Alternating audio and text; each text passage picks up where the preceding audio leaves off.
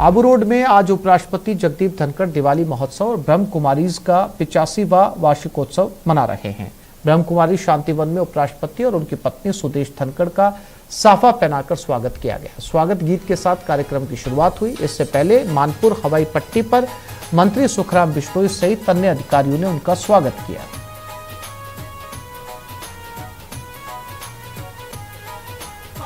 धनखड़ जी का फेलिसिटेशन सम्मान करेंगे शॉल पहनाकर जहाँ शुद्ध और प्यार होगा।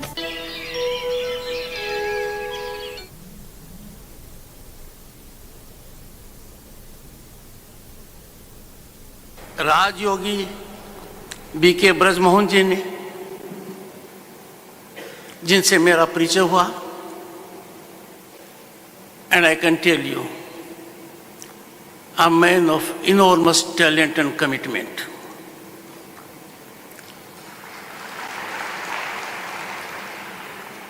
I share with him a platform of professionalism. पर जो जीवन का सार इन्होंने हमें बताया, कम शब्दों में बताया, एक तरीके से वो गीता का सार है। हमारी संस्कृति का आधार है। और उनको सुनते ही लगा हम में से जो कुछ लोग बहके हुए हैं, अंधाधुंध होकर पता नहीं क्या प्राप्त करना चाहते हैं, वो जब चिंतन करेंगे तो पता लगेगा जीवन की सच्चाई अंदर है। आत्मीयता, प्रसन्नता, सेटिस्फैक्शन एंड हैप्पीनेस, ये बिल्कुल अलग है। I am grateful to him for having given such a discourse that will go a long way. कुछ लोग कहते हैं कि राजस्थान की नई विधानसभा किसी श्राप से ग्रस्त है। वो कहते हैं कि विधायक भंवरलाल शर्मा के निधन के चलते राजस्थान विधानसभा में इस दीपावली में भी विधायकों की संख्या 199 के फेर में फंस गई है। ऐसा पहली बार नहीं है। जब से राजस्थान विधानसभा अपने नए भवन में शिफ्ट हुई है, तब से विधानसभा में कभी भी 200 विधायक एक साथ नहीं बैठे। विधायक भंवरलाल शर्मा के निधन के बाद फिर से ऐसी बातें उठने लगी। शापित है विधानसभा का नया भवन। 200 विधायक कभी नहीं बैठे एक साथ।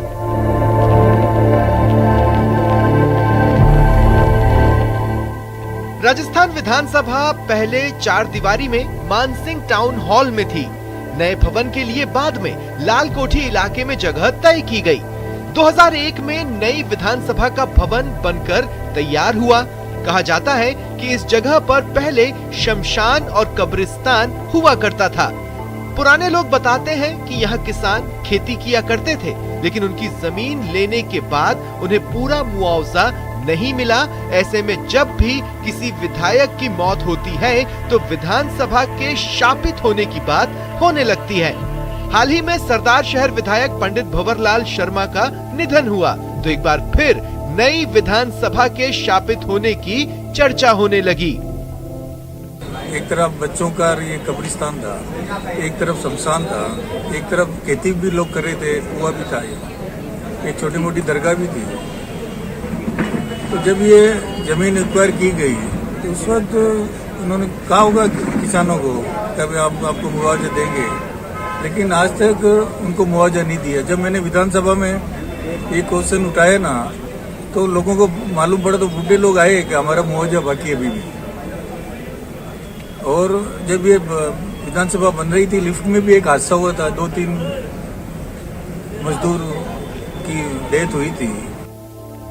नई विधानसभा के शापित होने की बातें यूं ही नहीं हो रही। नए भवन में विधानसभा शिफ्ट होने के बाद अब तक 15 विधायकों की मौत हो चुकी है। अजमेर पश्चिम विधायक किशन मोटवानी का निधन फरवरी 2002 में हुआ। दिसंबर 2002 में बानसूर विधायक जगत सिंह दायमा का निधन हुआ। सागवाड़ा विधायक भीखा भाई का 2002 में निधन हुआ। जनवरी 2005 में लूणी विधायक राम सिंह बिश्नोई का निधन। मई 2006 में डीग विधायक अरुण सिंह का निधन। दिसंबर 2006 में डूंगरपुर विधायक नाथुराम आहारी का निधन। सितंबर 2017 में बीजेपी विधायक कीर्ति कुमारी का स्वाइन फ्लू से निधन हो गया। 21 फरवरी 2018 को नाथद्वारा विधायक कल्याण सिंह का निधन हुआ। 19 अप्रैल 2018 को भाजपा विधायक धर्मपाल चौधरी का निधन हुआ। 7 अक्टूबर 2020 को कांग्रेस विधायक कैलाश चंद्र त्रिवेदी का निधन हो गया। 17 नवंबर 2020 को मंत्री मास्टर भंवरलाल मेघवाल का निधन हुआ। 30 नवंबर 2020 को बीजेपी विधायक किरण माहेश्वरी का निधन हुआ। 20 जनवरी 2021 को कांग्रेस विधायक गजेंद्र सिंह शक्तावत का निधन हुआ। 19 मई 2021 को बीजेपी के धरियावत विधायक गौतम लाल मीणा का निधन हुआ। 9 अक्टूबर 2022 को कांग्रेस विधायक भंवरलाल शर्मा का निधन हुआ। फरवरी 2018 में पूर्व मुख्य सचेतक कालूलाल गुर्जर राजस्थान विधानसभा में पंडित गणेश महाराज को बुलाकर भूत प्रेत और दोष दूर करवाने के लिए पूजा भी करवा चुके हैं, लेकिन उसके बाद भी हालात वही बने हुए हैं। 15वीं विधानसभा के वर्तमान सत्र में तो अब तक के 6 विधायकों का निधन हो चुका है। पूर्व विधायक हबीबुर रहमान को लगता है कि सचमुच यहाँ कोई प्रेत बाधा है। हबीबुर रहमान ने बताया कि जब शापित होने की बात उन्होंने विधानसभा में कही तो उनकी हंसी उड़ाई गई, लेकिन हकीकत सबके सामने है। जब मैं ये बात विधानसभा में 0 आवर में उठाई ना तो हंस रहे थे। मैं सीरियस था उस वक्त, और आज भी मैं सीरियस हूँ। वहाँ दरगाह है, उसको थोड़ी और ऊंची लेनी चाहिए। जो भी सभी समाज का, हमने कुरान खानी भी वहाँ कराई थी, पूजा पाठ भी कराया था, ये मेरे कहने से कराया था। पूर्व विधायक हबीबुर रहमान की बातों को भले ही कुछ लोग अंधविश्वास कहें, लेकिन कभी भी 200 विधायकों का एक साथ नहीं बैठ पाना भी अजीब इत्तेफाक है। जब से विधानसभा नए भवन में शिफ्ट हुई है, तब से अब तक 15 विधायकों की पद पर रहते हुए मौत हो चुकी है। इनमें से कई विधायकों की तो उम्र भी ज्यादा नहीं थी। कुछ लोग इसे अंधविश्वास बताते हैं तो कुछ लोगों का कहना है कि मात्र इत्तेफाक है। लेकिन ये बात सही है कि जब से नई विधानसभा का भवन बनकर तैयार हुआ है, तब से लगातार विधायकों की मौतों का सिलसिला जारी है। करीब 20 सालों में 15 विधायक इसी विधानसभा में विधायक रहते हुए दिवंगत हो चुके हैं। कैमरा पर्सन दिलीप चेची के साथ सचिन कुमार, न्यूज़ 18 जयपुर। आज इस साल का दूसरा और अंतिम सूर्य ग्रहण लगने जा रहा है। यह सूर्य ग्रहण देश के कई इलाकों में दिखेगा। सूर्य ग्रहण भारतीय समय के अनुसार सबसे पहले आइसलैंड में दोपहर 2:29 पर शुरू होगा, जो शाम 6:20 पर अरब सागर में खत्म होगा।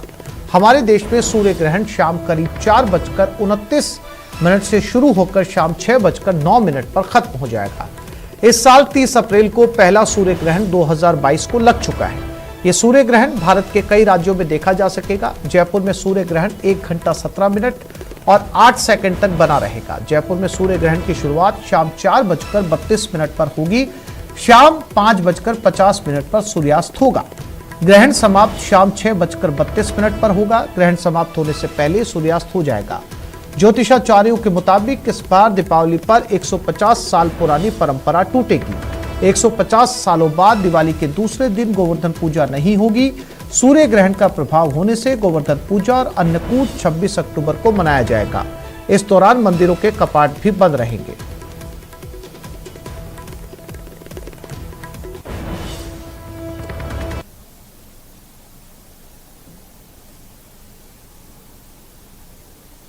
आज दिनांक 25/2022 को सूर्य ग्रहण होने जा रहा है और सूर्य ग्रहण का जो प्रारंभ का जो समय है वो दोपहर में 2:59 से प्रारंभ होगा, जो कि 6:32 तक चलेगा।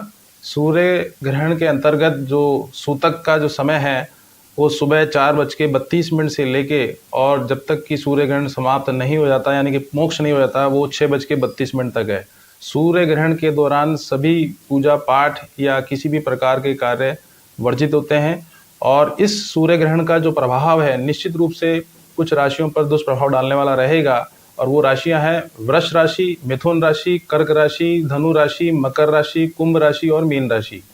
बाकी की राशियों पर शुभ फलदायी रहेगा। ऐसी स्थिति में सूर्य ग्रहण निश्चित रूप से हमारे वैश्विक स्तर पर भी दिखाई पड़ेगा, लेकिन हिंदुस्तान के उत्तर पूर्व के जो इलाके हैं वहाँ पर ही सूर्य ग्रहण का प्रभाव देखने को ज़्यादा मिलेगा।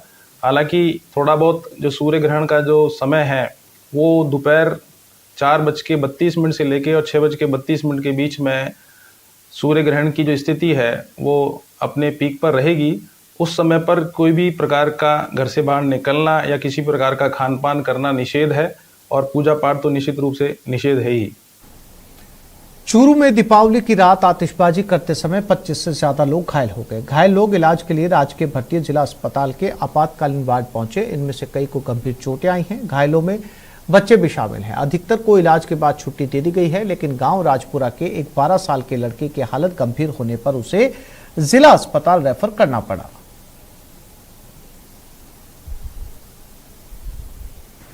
इमरजेंसी में 8 बजे के बाद से अभी 12 बजे तक करीब 25-30 पेशेंट जो पटाखों से हाथ पैर जल के आए। उनमें से एक बच्चा थोड़ा सीरियस था, उसको बीकानेर रेफर किया, बाकी का इलाज करके। और झीलों की नगरी उदयपुर में पुलिस के एक जवान के जन्मदिन को पुलिस के अधिकारियों ने यादगार बना दिया। दिवाली के मौके पर बाजार में ड्यूटी दे रहे कांस्टेबल के जन्मदिन की जानकारी पुलिस अधिकारियों को मिली तो सब साथ मिलकर उस जवान के पास पहुंच गए और उस जवान को केक खिलाकर उसका जन्मदिन मनाया। वहीं इस दौरान सभी ने इस जवान को शुभकामनाएं भी दी।